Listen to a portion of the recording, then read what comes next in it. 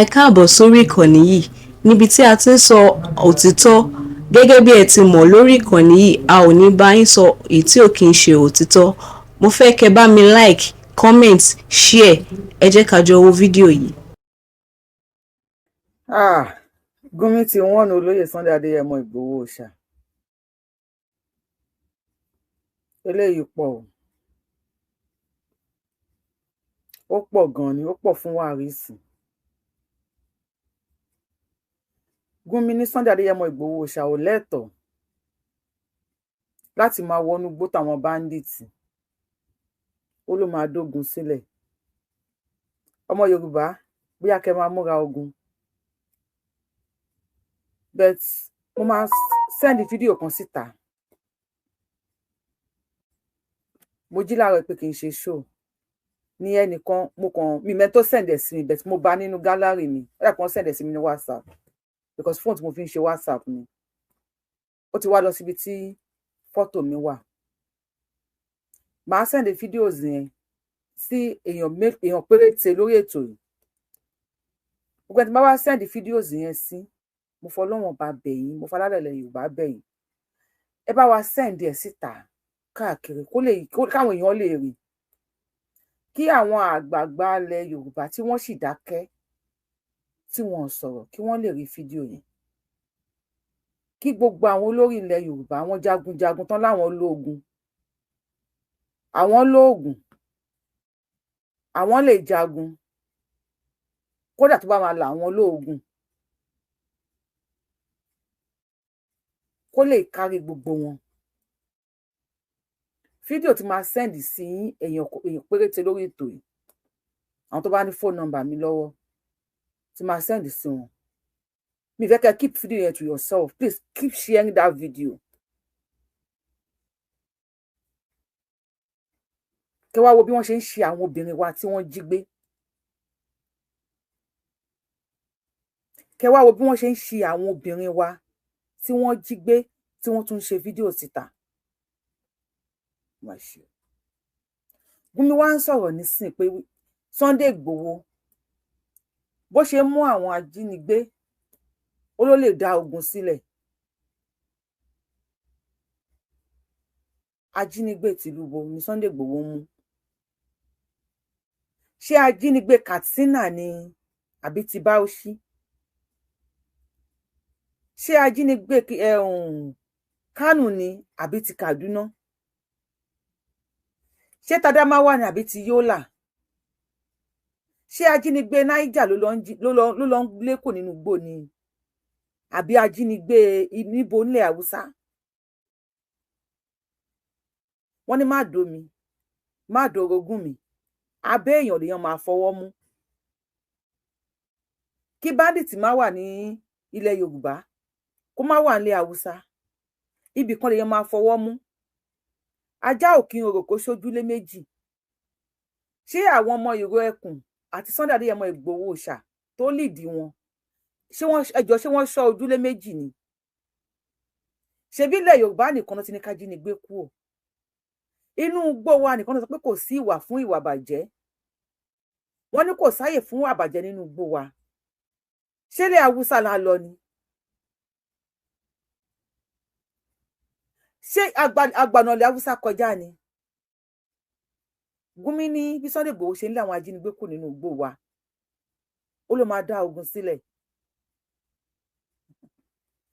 Ní agbára Ọlọ́run ọba, Gúnmi ò lè sọ̀rọ̀ nípa àwọn ọmọ wa tí wọ́n kó ní ẹ̀sí ẹ̀lẹ̀,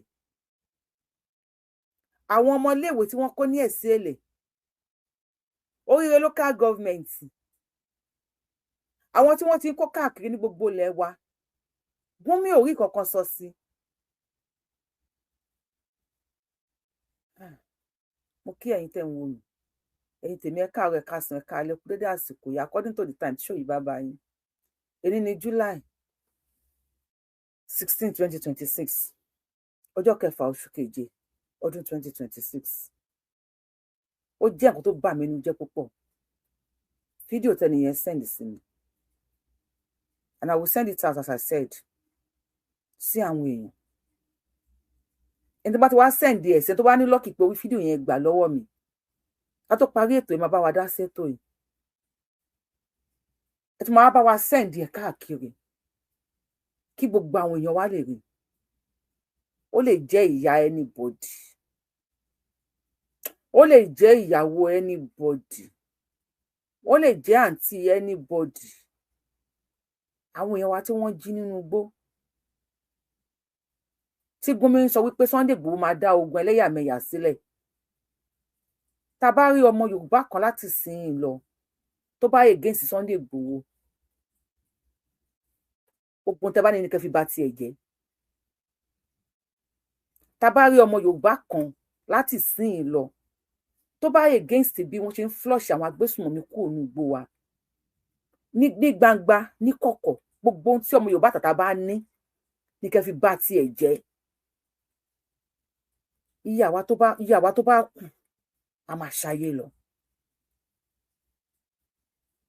Gumi lè lẹ́nu pé ká má kọ̀ǹbù igbó wa láì ṣe gbọ́ àwọn ọmọ Fúlàní tá a lọ ilẹ̀ Haúsá tá a lọ ilẹ̀ Ìgbò Sunday Igboho kọjá ilẹ̀ Yorùbá tó ń kọ̀ǹbù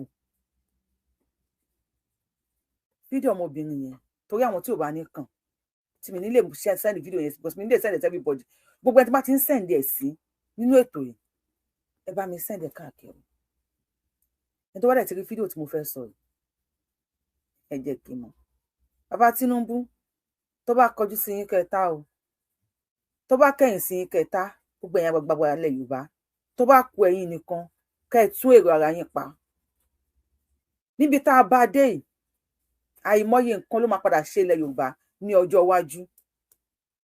Number 1 irú obìnrin tí wọ́n jí gbé tí mo ní mo fẹ́ send fídíò ẹ̀ out yìí nursing mother ni ó ń tọ́ ọmọ lọ́wọ́ bóyá ọmọ ojú bí ọmọ oṣù márùn-ún sóṣù mẹ́fà náà kò tí ì lè rákò dáadáa ó fẹ́ tà láti rákò wọ́n jí wọnú gbé wọ́n dẹ̀ ń do mo lè wà arrogant lórí show tí mo ń ṣe please ẹjọ́ ẹkàn gbà tẹ́ máa yẹ ṣe show ilé ní ẹgbàá wọ́n dẹ̀ du obìnrin títí débi pé obìnrin yẹn ti weak sí ara wọ́n ṣe ń fi okódo náà tọ́ ọ̀bọ nídìí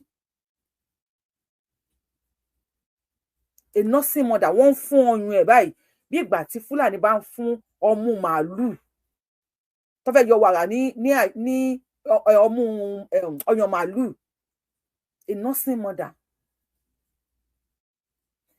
and now come and see the connection of ìyá àtọmọ ọmọ tí mo pè lọ́mọ oṣù 5 sí 6 yẹn kò tí ì lè rákò dáadáa ó ṣáà ń rákò ẹni tó wà lórí ìyẹ́ ẹ̀ ó ń fọwọ́ gba ọmọ yóò lè ju 6 months lọ nǹkan oríṣiríṣi ló wá padà ṣẹlẹ̀ ní ọjọ́ iwájú ilẹ̀ Yorùbá if we continue like this irú ọmọ yẹn tó bá dàgbà tó bá rí fídíò yẹn gbogbo èèyàn olóṣèlú yìí ẹ ti máa dàgbà nígbà yẹn èyí tó bá ti kú ní yín tó bá ṣì wà kò ní sí agbára tó nǹkan lára yín mọ́ irú àwọn ọmọ yẹn ló máa padà lọ lead gáǹgì pé kán wá pa yín èyí tó bá ti kú nínú yín àwọn ọmọ tẹ́ ẹ bá fi sílẹ̀ irú ọmọ yẹn ló máa dàgbà ló máa ní gbogbo nǹkan tẹ́ ẹ ní òun fẹ́ parun òun fẹ́ rí nǹkan tó belong sí yín mọ́ you know why because ó máa ní ìgbàgbọ́ pé èyí tẹ́ ẹ jẹ́ olóṣèlú lẹ fi irú ìyà yẹn jẹ ìyá òun ẹni tó ń fún ọmọ lọ́yàn lọ́wọ́ wọn àrùn mọ́lẹ̀ ó kọ́kọ́ ń gbápá àtúnyà kò sí ẹ̀ lè gbápá mọ́ ó ṣáà struggle ó rẹ́rìn ṣìṣìṣìṣìṣì ló rẹ́rìn wọ́n ṣe ń fokódo náà ń tọwọ́ bọ̀ nídìí.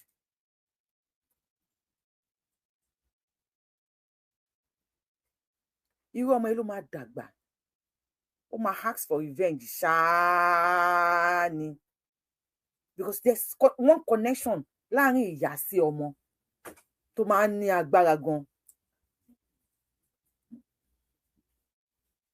tó máa ń ní agbára gidi gan irú obìnrin yẹn àti àwọn tí wọ́n ti ṣe léṣe bẹ́ẹ̀ èyí tó bá máa kú ìrònú ló máa padà pa tó bá kú tán ìsídà kó kú sọ́hùn sí wọn lọ́wọ́ kan dópa àbí tó bá délé kí ìrònú padà pa èyí tí ò bá wá kú ní ọjọ́ iwájú ilẹ̀ Yorùbá ṣé wèrè ò ní pọ̀ nílẹ̀ Yorùbá tó jẹ́ obìnrin torí obìnrin yẹn mental health ẹ̀ kò lè stable mọ́ àwọn ọmọ ẹlẹ́nu wọ́ṣọwọ̀ṣọ àwọn tí kì í wẹ̀ àwọn ọmọ àfìtọ̀ wẹ́rí amùtọ̀ màálù tí obìnrin ò bá kú sí wọn lábẹ́ tó bá padà délé á padà kú tàbí kó ya wèrè bí bá sùn tó bá sùn yẹn tó bá padà di oyún tó lè má délé sọ fún ọkọ ẹ̀ wípé báyìí ni tójú òun rí lọ́hùn ọkọ náà tún gorí ẹ̀ á tún bí ọmọ rẹ̀ kan ò ní ti ẹnu ìbọn jáde ọmọ tó bá bí pẹ̀lú àtàwọn ọmọ burúkú yẹn àtọ̀ oró ló máa ń bí ẹṣin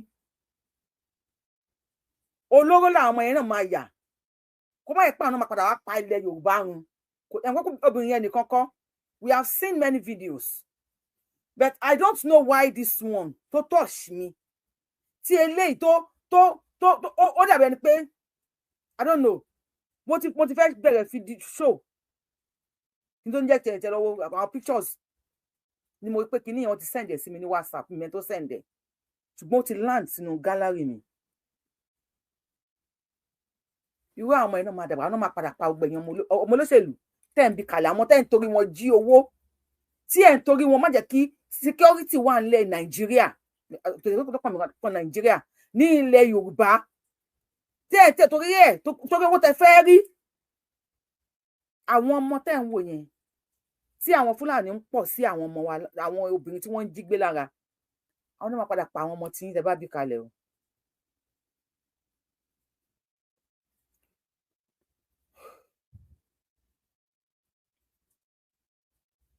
báwo ni ọjọ́ iwájú ilẹ̀ Yorùbá ṣe fẹ́ rí báwo ni ọjọ́ ọ̀la ilẹ̀ Yorùbá ṣe fẹ́ rí ta ló máa gbà wá nílẹ̀ Yorùbá lọ́jọ́ ọ̀la if we don't stand up now tí Gumi ti láyà pé Sunday Igboho máa dá ogun sílẹ̀ ogun lè ṣẹlẹ̀ o at any time because ó ti ń ní Gumi lára wípé wọ́n ń pa yín nílẹ̀ Yorùbá ọmọ yín kan wá dìde olóhùn Sunday Igboho kí ló gbé mì lóòótọ́ ni gbogbo wa sọ pé ọmọ ọkọ yàtọ̀ sọmọ àlè wípé ọmọ yín kan wá dìde o olóhùn Sunday Igboho tí wọ́n dẹ̀ ń pa yín nílẹ̀ Yorùbá ó wá lóun fẹ́ gbèjà yín ó ní kí ni Sunday Igboho ní kí ló gbé mì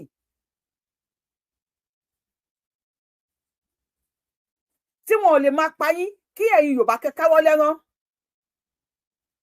ó ní Tinubu must want Sunday Igboho for arresting bandits àwọn terrorists tí wọ́n ń pè ní bandits ó ló máa trigger ethnic war ẹ jẹ́ lọ múra because Tinubu ò ní culture Sunday Igboho I am telling you this láti jẹ́ kí ìjọba Tinubu ṣiṣẹ́ àwa Yorùbá gbọ́dọ̀ support ẹ̀ ká gbárùkù tì and how do we gbárùkù tì òun ni pé kí ilẹ̀ wa ṣe é gbé tí Tinubu bá ń ṣiṣẹ́ ní Aso Rock tí Yorùbá bá wuyì bá ń fẹ̀ fún lórí íńtánẹ́ẹ̀tì kí Sunday Igboho ìwé ẹkùn àti àwọn tí wọ́n jẹ́ olóríire nílẹ̀ Yorùbá tí wọ́n jẹ́ akọni nílẹ̀ Yorùbá tí wọn ò fẹnu ṣe tí wọn ò ṣalágbára orí íńtánẹ́ẹ̀tì kí wọ́n dìde kó máa flush inú gbó wa kó máa kọ́ǹpù inú gbó wa. mo tún repeat ẹ̀ ẹni bọ̀ tó bá pè rẹ̀ lọ́mọ Yorùbá ẹni bọ̀ tó bá pè rẹ̀ lọ́mọ Yorùbá níbi tá a bá dé yìí tó bá against Sunday Igboho àbí nǹkan tí wọ́n ń ṣe ní ìrò ẹkùn yẹn lọ́dọ̀ kọ́ ni kẹ́ ẹ wá sórí íńtánẹ́ẹ̀tì kẹ́ ẹ sọ̀rọ̀ tẹ́ bá ti ń wo fídíò ẹ̀ báyìí tó bá yẹ pé obìnrin ni ẹ́ tí fídíò tí mo fẹ́ send síta ìbá di ọwọ́ ẹ̀ máa gbé picture ẹ nìyẹn sórí picture obìnrin yẹn kò máa wá gbogbo tó bá wá jẹ́ obìnrin gbogbo tó jẹ́ àṣẹ ní ara ẹ̀ kò máa fi wọn onítọ̀hún lépè kò bá sọ pé òun àfáà o èmi máa bẹ̀rẹ̀ tèmi látẹ̀ní anybody tó bá ti bọ́ta against pé nǹkan táwọn Sunday Igboho ń ṣe yẹn kò dáa màá ti bá ti rí picture ẹ̀ báyìí gbàgbé ń pa ẹ o either mo post ẹ o either mo fẹ́ ní information mo fẹ́ lẹ́sẹ̀ online àbí mi fẹ́ lẹ́sẹ̀ online o gbogbo tó ń jẹ́ àṣẹ lára obìnrin màá kọ́kọ́ fi wọ̀n màá bọ́ sí òwò màá kọ́kọ́ fi wọ̀n ẹ ní èpè màá wọ̀n ẹ ní èpè gidi èpè torí gbogbo ọ̀nà gàmú sọ̀rọ̀ ni ọ̀fẹ́ ṣe rí ibú ni àwọn minority èpè nìyẹn o àwọn seniority gbáǹkọ́ gbé èpè wà màá wọ̀n ẹ ní èpè gidi torí obìnrin tí mo fẹ́ send fídíò ẹ̀ síta yìí I will send it out mo ríra mi ní position náà mo rí gbogbo obìnrin ilẹ̀ Yorùbá ní position náà tí ọmọ àjọpọ̀lọ́ kó jẹ́ èyí tó lẹ́yìn àmbẹ̀dẹ̀ tàṣí Yorùbá ò kì í jẹ irú àwa kan àlè jọpọ̀lọ́ tí ọmọ àjọpọ̀lọ́ kí èèyàn jọpọ̀lọ́ tó lẹ́yìn èmi ò lè jọpọ̀lọ́ ibo ni mo jẹ ẹran ògúnfẹdé tó yẹ pápọ̀lọ́ ló fẹ́ kù this could be anybody's sister anybody's daughter anybody's aunt anybody's mother ìyá tó ń fọmọ lẹ́yìn lọ́wọ́ ni wọ́n á fún ọmú ẹ̀bẹ̀ ni pé wọ́n ń fún màálù lọ́rùn ní ìrùnkù nọ́mbà nígbàkúgbà she's weak already she cannot even do anything again àti rí fídíò tó ti bá àwọn èèyàn wa sùn dáadáa tó pé àkínlè send ẹ̀ síta but me seeing that baby of about 6 months old mo fẹ́ sunkún omi ò jáde lójú mi mo fẹ́ sun ẹkún bí ṣe ń wo ọmọ yẹn tọmọ yẹn ń rákòrò nínú igbó tí wọ́n wá ń dùn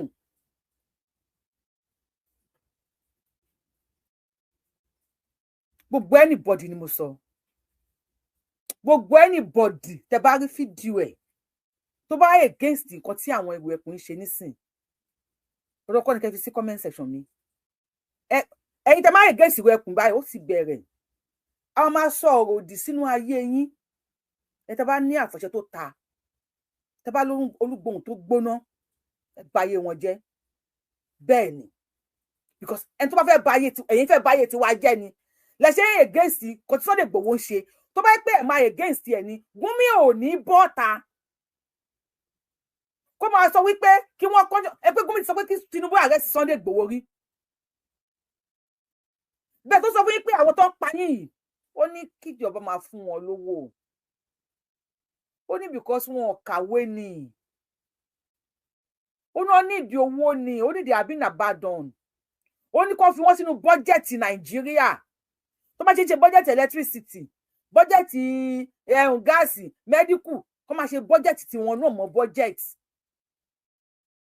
Tinubu sọ pé òun ò ní gbà bó tẹ̀ jẹ́ pé wọ́n lọ́wọ́ àwọn náà ṣe díẹ̀díẹ̀ lábẹ́lẹ̀ pé ó yá àṣeráyé gbé àṣerípò dúró sí bẹ́ẹ̀ náà ó ní kí wọ́n kọ́ńtàn Sunday Igboho gbogbo ẹ̀yin alágbára ilẹ̀ Yorùbá tẹ́ ẹ sọ pé ẹ lágbára ẹ lówó ẹ lóògùn shame on you guys ṣàkátà pàrà báyìí làgbàdàgbà máa ń sin tọ́ títọ́ bá ti yí lálejò ó ti di tààrùn gbogbo ẹ̀yin alágbára ilẹ̀ Yorùbá we only see you online tó bá gba náà gírí báyìí má kọ́ jáde ní Sókótó ni lẹ́yìn jẹ́ kí àwọn ọmọ àáfà àwọn dọ̀rọ̀dọ̀ yẹn máa sọ wípé kò sí agbára nílẹ̀ Yorùbá àwọn bàbá wa láyé àtijọ́ tó máa lọ sí ogun tó máa láwọn pa èèyàn 6 kó tó fẹnu sọ wọ́n á tẹ ọmọ ẹdìyẹ 6 paná àbí ẹni tó lọ sógun tó lọ pé èèyàn 6 tó wá délé tó tẹ ọmọ ẹdìyẹ 6 pa tójú ò bá tó ti lé ṣé ojú ò tó tójú bá tó tòde sójú ò tó ti lé àwọn bàbá wa láyé àtijọ́ látọ̀rí Balógun Ọdẹ́rìn lọ àwọn bàbá wa tí wọ́n ní agbára láyé àtijọ́ àwọn ààrẹ Látòòṣà àwọn ààrẹ tí wọ́n ti lọ àwọn alágbára tí wọ́n ti lọ nílẹ̀ Yorùbá wọ́n ìfẹnu jagun o àwọn òkí wọ́n sọ̀rọ̀ ní íńtánẹ́ẹ̀tì alágbára alógun alọ́mọgun 5 mílíọ̀nù alọ́mọgun 20 mílíọ̀nù àwọn ò kí ń sọ bẹ́ẹ̀ àwọn máa ń ṣe kárí ni láwọn nígbà yìí bàtà máa ń ké lótùfẹ̀ àwọn bàbá wa yẹn máa ń ṣe ni ó ní ẹ̀yin wèrè tẹ́ dé nísìn lógo ṣe tí kò yà yín lọ tó fi bí yín. I might be arrogant on this show today I might talk the way I never talked before to Yoruba leaders and elders. Tí àwọn ààrẹ látò ṣe bàbá mi dákọ̀ àwọn ààrẹ tẹ́ bá mọ̀. Àwọn alágbára lẹ̀ ìgbà tán ti lọ. Táwọn Ṣàngó, Ògún, Ọya, gbogbo àwọn alágbára lẹ̀ ìgbà tó ti lọ. Táwọn bá fẹnu ṣe bẹ́ẹ̀ ṣe ń ṣe bí olórí burúkú lórí internet. Ẹ wo, mo fẹ́ sọ̀rọ̀. Tó bá sọ pé o wà ń bì kan, o látọ̀lá kan tó fẹ́ tọ́lá. Tí o tọ́lá lórí àwọn Fúlàní lórí tí mò ń sọ yìí. Gbogbo tó bá gbé láyé ṣe, wọ́n parẹ́ lójú ẹ̀kú tó di pokó láyé. Àṣẹ àwọn orúmọlẹ̀ ni mo fi sọ̀rọ̀ láàárọ̀ yìí. Kò sínú ń bí mi. Mo ń ṣépè fún yan o, bẹ̀tí máa ń wọ̀n ẹ lépè. Ọ̀gbẹ́ni má yiri ẹ̀ wo. Má yẹ̀wò rárá. Kò sẹ́ni tó fẹ́ bẹ́ẹ̀ wẹ́ o. You guys will come on internet. Ẹ máa display oríṣiríṣi. Ẹ lọ́fẹ̀ẹ́, ẹ légbé, ẹ láfòràn. Nigeria don't care about Yoruba people. Nigeria ò kíà nípa wa. Àwọn teacher àtàwọn ọmọ school wà nínú igbó. Tí wọ́n kọ́ ní Ọ̀yọ́. Ní Èsìẹ̀lẹ̀. Gúnmi ò sọ anything níbẹ̀. Àwọn tí wọ́n ti kọ́ láti February. Ní Kwara State, àwọn 176. Up to date, wọ́n ò tí fi wọ́n lẹ̀ o. Gúnmi ò sọ anything nípa ẹ̀. Àwọn Fúlàní péréte tí olóyè Fẹ́dà ní ẹmọ gbowó ṣá wá mú tó kó wọn fọ́lọ́pàá ní Gúnmi wá bọ́ta wípé máa di ogun pógun máa ṣẹlẹ̀. Wọ́n láwọn apààyàn o. Ìṣe àwọn Fúlàní tí mo play fún yín jọ wò. Wọ́n láwọn apààyàn o. Wọ́n láwọn apàṣégè sí yín lára. Wọ́n láwọn apè láti Mali. Àwọn apè láti Senegal. Àwọn tí Niger. Àwọn tí Burkina Faso. Wọ́n ní everywhere in the Western world. Àwọn aṣí wọn wọlé. Wọ́n láwọn apààyàn o. Mo ti play fídíò yẹn lórí ètò Yorùbáwùyí. Wọ́n láwọn apàṣégè sí yín lára o. Wọ́n lè jẹ ṣégè bá àdáyà ìyà. Wọ́n ní màálù tó kẹ́yìn sí Fúlàní. Wọ́n ní kò ní jìyà tó yín.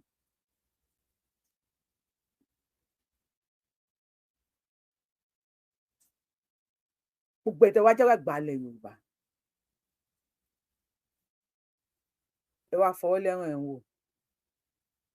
Ìyà tó ń jẹ tálíkà lọ́wọ́. Ó wà ní jíìmù ni. Ó ṣe press up. Tó bá gbé wéètì tán, ó ń bọ̀ wá jẹ olówó. Ṣé láwọn tí wọ́n ń dú ọmọ tálíkà nínú igbó yìí? Ẹ ò pẹ̀sì káwọn ọmọ yẹn lọ sílùú òyìnbó. Tí wọ́n bá tí òbò tálíkà ò bá ká wọn lẹ́nu mọ́, wọ́n padà mẹ́yìn olówó náà. Wọ́n á kọ́kọ́ bẹ̀rẹ̀ látọ̀rí àwọn olórí yín náà. Wọ́n á pàpà súpé wọn. Wọ́n á ba ayé àwọn olórí yín jẹ́. Tó bá kò lórí àwọn olórí, kì í ṣe pápá nìkan lólórí o. Ṣe pé olówó yẹn náà ẹ ní olórí láàfin. Gbogbo àwọn princess ní gbàgbọ́ ìyàwó yín tó oní makeup àgbákò. Tó bá pàpà súpé every one of them tán. Tí wọ́n rún wọn títí wọ́n tẹ̀ tán. Kò ní ká wọn lẹ́nu o. Àṣà màámi, Ọlọ́run bá ń fọ̀run kẹ̀ yáyé làgbé. A ní ajédéjẹ, kò ní jẹ ẹyọ kan kó ṣíwọ́. Tádíkà náà ń bá sùn lọ́wọ́ sí tó ń tán wẹ ọwọ́ mẹ́wẹ̀ẹ̀wá sí lábẹ́. Tó bá bá àwọn ìyàwó nísìn tó bá yá tí tálíkà ò ní ká wọn lẹ́nu mọ́. Wọ́n á fẹ́ tọ́tọ̀ lówó náà wò. Wọ́n á fẹ́ rún ìyàwó ọba, wọ́n á fẹ́ rún ìyàwó òjòyè. Wọ́n á fẹ́ rún ìyàwó businessman.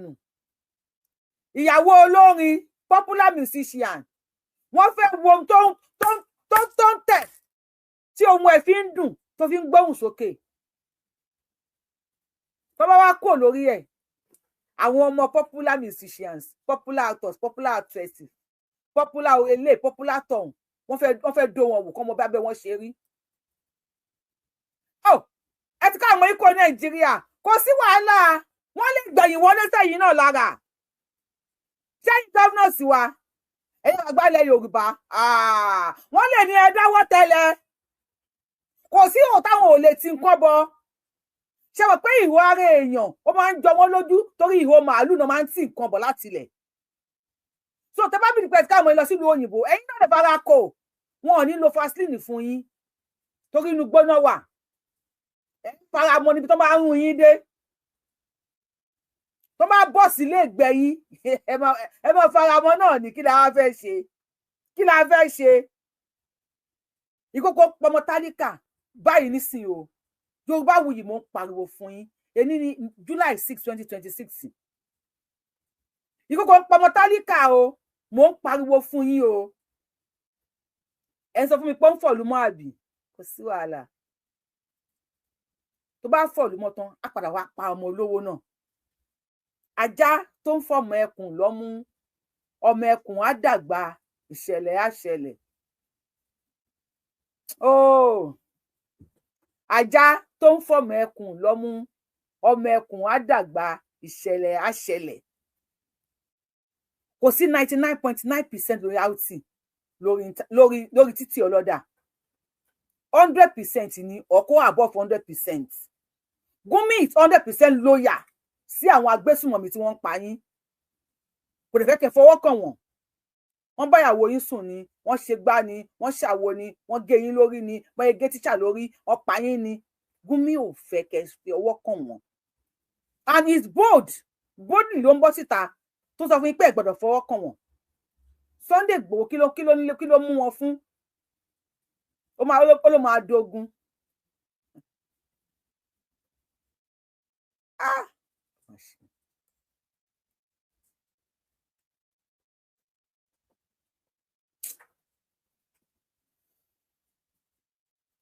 máa sẹ́ndẹ̀ sí èèyàn méjì àbí èèyàn mẹ́ta nísìn èèyàn méjì àbí èèyàn mẹ́ta ẹ jẹ́ kí n wo ẹni tí bá wá sẹ́ndẹ̀ sí mo fọba tó ní mo fi bẹ̀ yín mo fi gbogbo nǹkan tó bá nígbàgbọ́ nínú ẹ̀ mo fi bẹ̀ yín tí bá ti ń sẹ́ndẹ̀ sí ẹ bá mi sẹ́ndẹ̀ síta don't keep that video to yourself please mo bẹ̀ yín ni ẹ má keep video yẹn to yourself ẹ wo lọ́mọ kékeré tẹ máa rí ń bẹ̀ ẹ bá mi send video yìí síta bóyá ó lè kan ẹnìkan kó kan ẹnìkan tó máa kan ẹnìkan tó tún máa kan ẹnìkan bóyá ó lè kan àwọn alágbára orí íńtánẹ́ẹ̀tì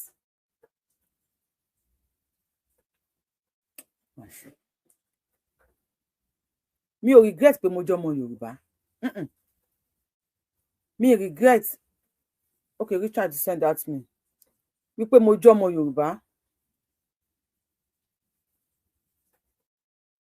mi regret pé mo jẹ́ ọmọ Yorùbá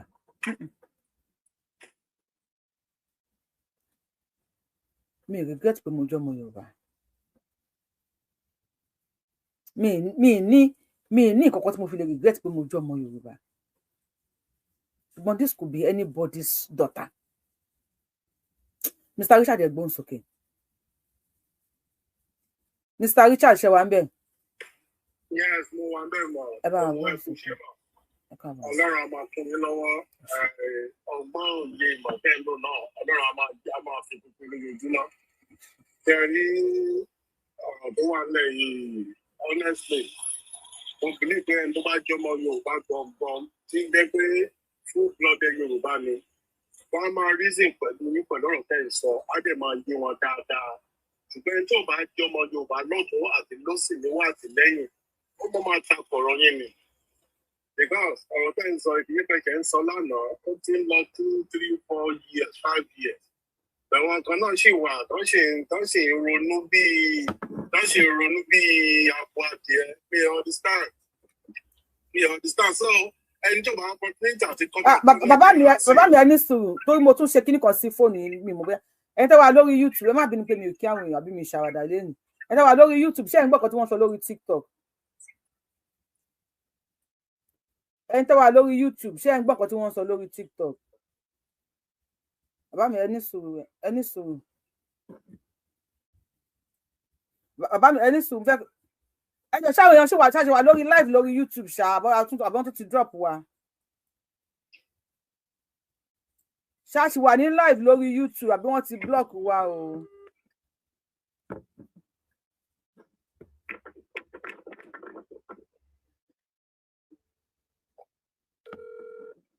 ó clear àbí okay wọ́n ló clear bàbá mi gbóhùn sókè. Yes ma so ẹni tó bá ń opportunity àti kọ́mọdé fún ọmọ tí ẹ kú Nàìjíríà ló ti ṣayé wá. ẹ bá wa kúrò níbi tí background noise yẹn wà ó hàn mí létí. Okay. So ẹni tí ò bá ti rán ọmọ tiẹ̀ kó kúrò Nàìjíríà ṣe ó ti ṣayé wá nìyà báwo làwọn èèyàn ṣe ń ronú wọn wò ẹ̀nà tẹ́kùn wọn kì í ronú wọn kì í ro tọmọ ẹnì kejì mọ́ tiwọn.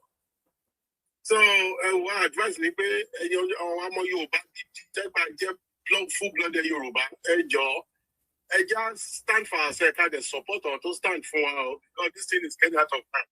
Everything tó ń tako nǹkan tí ọmọ mi wá ń sọ àbí contribution tó máa mú progress bálẹ̀ Yorùbá tó ń tako ẹ ti mọ̀ pé kì í ṣe ọmọ Yorùbá iṣẹ́ aláṣẹ tó ń tún lẹ́nu ọjọ́ mẹ́ta yìí náà kan sọ pé àti sẹ̀nìkà náà ti wá àwọn kan wá láti ibì kan so ẹ wo ilẹ̀ Yorùbá lẹ́wà ní o àbá wà kò síbi tá a lè wà lágbàáyé yìí home is home o and that's the fine tí o bá kí lọ lóyìnbó rí ló máa sọ pé lóyìnbó pé save heaven ní lóyìnbó kì í ṣe save heaven o kì í ṣe save heaven kankan ilẹ̀ wa ní save heaven wa táwọn bá dẹ̀ save ilẹ̀ wa àwọn fáwọn save ọjọ́ ọ̀la ni o so because ọ̀rọ̀ wọn gbà mí honestly má ti bá sọ̀rọ̀ gbà mí táwọn mí ń tago ìtàsọ̀kan mí ó máa ń tojú sú mi ní bẹ̀tẹ̀ I believe pé we just have to keep pressing at the end of the day òkè ló máa ń borí ilẹ̀ àwọn máa borí wọn lágbára Ọlọ́run ó ṣe máa jẹ́ nìyẹn ẹ ṣe máa. ẹ ṣeun gan ẹyin wọn ní kẹwàá ṣẹ̀dá atmi ká tó máa gbé yín wọlé lórí TikTok kẹ́dẹ̀ bá power tap ká tó lè gbé yín wọlé so ẹni tó bá lè bá wa send atmi a máa gbé yín wọlé kí ṣe pé à ń bẹ̀bẹ̀ fún owó bẹ̀ tí wọ́n ń report page wa púpọ̀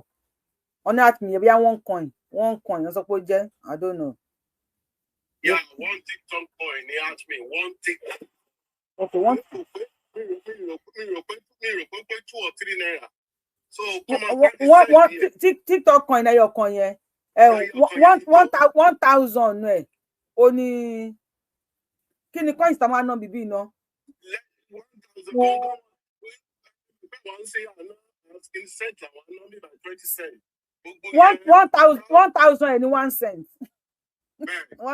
1,000 ẹ.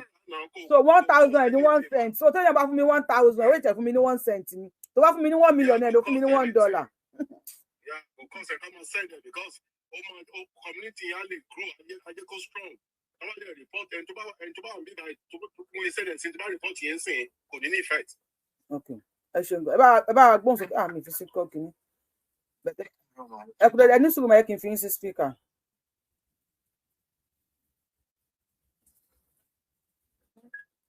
Ẹ bá gbóhùn sókè mà.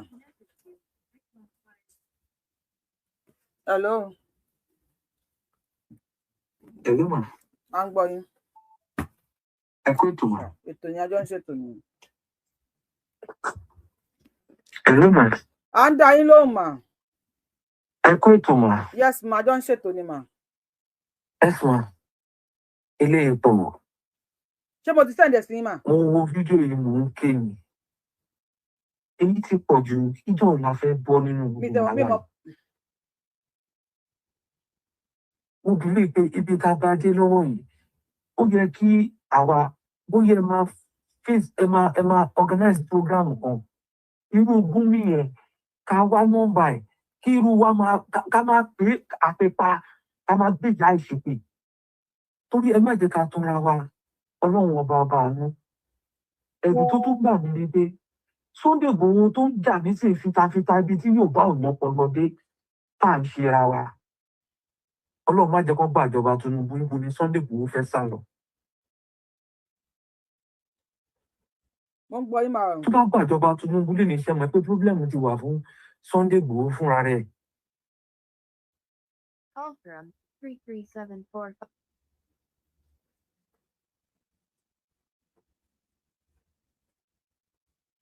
A gbọ́ yín mọ́ o. Ṣé rí gbogbo wa sọ pé tó bá gbàjọba lẹ́nu? A gbọ́ yín máa èmi kọ́ ni mo drop yín o. Tó gbogbo ní Sunday Igboho máa sá lọ. Sunday Igboho lè sá lọ sí Germany. Ṣùgbọ́n gbogbo Yorùbá pátápátá tó bá wà ní abroad a gbọ́dọ̀ lọ lé mọ́. Àwọn tó bá wà nílé wọ́n máa mọ́nà Badagry wọ́n máa lọ sí Kútọ́nù ni. Èyí tó bá ṣẹ́kù nínú wọn wọ́n á pa wọ́n sí Nàìjíríà ni. Ọ̀rọ̀ ilé ti kọjá kéèyàn máa ké lọ. Ṣé mo ṣẹ̀dẹ̀ sẹ́yìn náà? Ilé ti kọjá. Ó kọjá kéèyàn sunkún. Ó kọjá kéèyàn sunkún. Mo fẹ́ sunkún lórí ìgbà tí mo fídíò yẹn láàárọ̀ yìí. Omi ò bọ́ ta ní ojú mi. Mo tẹ̀ mí kẹ́ sẹ́yìn sí i. Bọ̀ tí kọ́ tí mo fẹ́ sọ ni pé lórí afẹ́fẹ́ la ti ń sọ̀rọ̀. Èyí táwọn kan lára àwọn tó lówó lọ Yorùbá àwọn olówó Yorùbá ló lówó jù. one of the richest ní gbogbo àgbáyé. Ẹ bá wa gbọ́n sókè tá àgbọ́n nǹkan tẹ́ ń sọ ẹ bá wa gbọ́n sókè. Hold on, why tí wọn ò lè parapọ̀? Aláàgbọ́n yẹn ní ká hold on. Hello. Ẹ̀yin ṣe ń gbọ́n bàbá wa tó ń sọ̀rọ̀ yìí. Hello, ṣe ń gbọ́ mi. Ṣé ń gbọ́ bàbá wa tó ń sọ̀rọ̀ yìí? Èmi gbọ́ yín o. Ẹ gbọ́n sókè ohun yín lò lábẹ́lẹ̀ mi mọ̀ nǹkan tó dé ohun yín lò lábẹ́lẹ̀. Hello, ṣe ń gbọ́ mi báyìí. Ẹ máa sọ̀rọ̀ yín, ẹ máa sọ̀rọ̀ yín. Nǹkan tí mo sọ ni pé àwọn tó ní owó nílẹ̀ Yorùbá kí ló dé tí wọn lè ṣe hidden meeting láti wú àwọn alágbára ilẹ̀ Yorùbá ní agbára because ogun máa dé kò ṣe pé ogun máa. Kò sí nǹkan tá a fẹ́ ṣe sí. Gúnmi ò ní gbà Sunday Igboho arrest àwọn Fúlàní. Ewu àwọn pípẹ́ àwọn Hausa yìí wọ́n kó bọ̀ fún àwọn èèyàn wọn wọ́n ń gbà wọn láyè láti lò bọ̀ wọ́n mọ̀ pé jọ́kọ̀ọ́jọ́kọ̀ ogun máa ṣẹlẹ̀ Yorùbá nìkan ni ò lè dìbẹ́ǹdì ra wọn ò lè bá Yíbò ṣe Yíbò fúnra wọn gan rédí lọ́tọ̀ tí àwọn tó ń ṣe bò fúnra wọn àwa Yorùbá nìkan ni àwa la fẹ́ education àwa la kó nílẹ̀ Yorùbá wọ́n máa finish wa kò ṣe pé tẹnu wọ́n mọ̀ nǹkan tó ń sọ wọ́n mọ̀ tó tọ́ wípé àwọn wọ́n mọ̀ nǹkan tó ń sọ ẹ wo Ọlọ́run ṣàánú. Ẹni tí mo bá send kìíní yẹn sí because mo kàn ń send randomly ni ẹni tí mo bá send ẹ̀ sí tí ọkàn yóò bá gbẹ I'm so sorry I am sorry for sending it to you but àwọn tó mo kàn ń send ẹ̀ sáwọn èèyàn randomly ni ẹni tí bá send ẹ̀ sí tí ọkàn yóò bá gbẹ I am sorry for sending it to you you can just watch it send it out ẹ má delete it please send it out let's keep this as record for our next generation to see. Wípé in the next 5-10 years, ọmọ àlè náà máa bí jọ nílẹ̀ Yorùbá. Just send it out for people to see.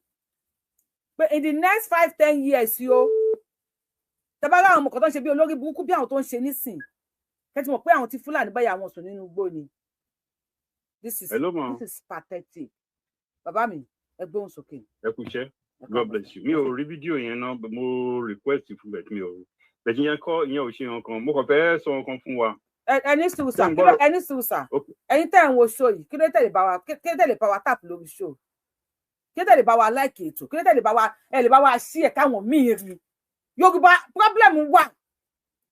You think by sharing it by liking it by putting your comments ló máa jẹ́ kí Yorùbá wí wá di billionaire lẹ́nìí. Ìyá tó ń jẹ wáyé ti kúrò ní Kèrèmí eléyìí ti kúrò ní Yorùbá ìyá ẹ lè láìkè ètò ẹ má bínú pé mo wà ní bóyá ẹ má kó Yorùbá wuyì ló ń bá yín sọ̀rọ̀ lẹ́ni please I am just trying to be human being lẹ́ni káì ẹ láwọn ọkùnrin tí mo tẹ̀ sẹ́ndì fídíò yẹn sí wọ́n ló kọjá ẹkún mo fọlọ́run bá búra lẹ́ni ibi ṣe ń wo fídíò yẹn mo fẹ́ sunkún but omi ò jáde lójú mi bóyá ló yẹ kí inú máa bí mi báyìí bóyá ló yẹ kí inú mi máa rú báyìí mo fẹ́ kí o tiẹ̀ sun tara ẹ̀ dànù but omi ò jáde lójú mi ẹ gbé fídíò yìí ẹ lò ẹ gbé sórí péjì yín ọ̀fẹ́ ni mi ò fún yàn copyright lórí péjì mi carry my video Yorùbáwùyí lórúkọ mi gé fi build the page yẹ mi ò ní charge ẹ mi ò dẹ̀ sí lára àwọn tó máa ń gba percentage pé iye tó pa o gbọ́dọ̀ ṣí ẹ gbọ́dọ̀ fún mi níye báyìí èmi ò ń gba percentage lórí pé èèyàn gbé fídíò mi free ọ̀fẹ́ ni show mi kan tí mo ṣe ọ̀fẹ́ ni ọ̀fẹ́ I am not collecting any money. Ẹ bá wa gbósùkè bàbá wa. Bẹ́ẹ̀ ń sọ̀rọ̀ yẹn máa send ẹ̀ sí so ẹ máa fi style wò. Máa tẹ̀ wò later bẹ́ẹ̀ ni mo fẹ́ sọ ni pé ẹ má jẹ́ kí anybody kó aláyà jẹ ogun ti dé kò dẹ̀ sófin kan mọ́ kò sí constitution kan mọ́ ẹ kò yẹ pé ẹ ní time láti máa wo nǹkan tó ń lọ ni gbogbo east yẹn gbogbo ẹ ti fọ́ lójú gbogbo wọn ti gbáradì àárí gómìnà tó dìde tó ní kò sí ọ̀rọ̀ pé a mú èèyàn kan amúlọságọ ọlọ́pàá kí ló dé táwọn èèyàn ti wá ò sọ̀rọ̀ kí ló dé táwọn gómìnà ti wá panu mọ́ àrí gómìnà tó sọ ní east pé wọ́n mú ẹ báyìí ibi tí wọ́n ti mú ẹ síbẹ̀ náà máa yanjú ẹ sí. bẹ́ẹ̀ ni gbogbo wọn ti declare everything open.